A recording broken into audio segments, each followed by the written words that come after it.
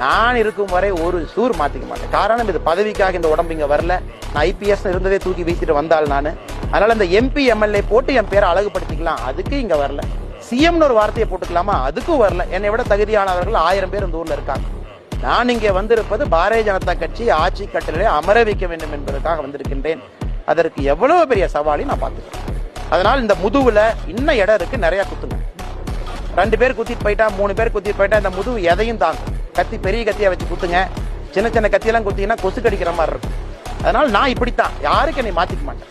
அது டெல்லியில இருந்து யாரு கூப்பிட்டு சொன்னாலும் நான் மாத்திக்க மாட்டேன். நான் இப்படித்தான். இப்படி இருந்தா மட்டும்தான் தமிழகத்தில் அரசியல் செய்ய முடியும் என்பது எனக்கு தெரியும்.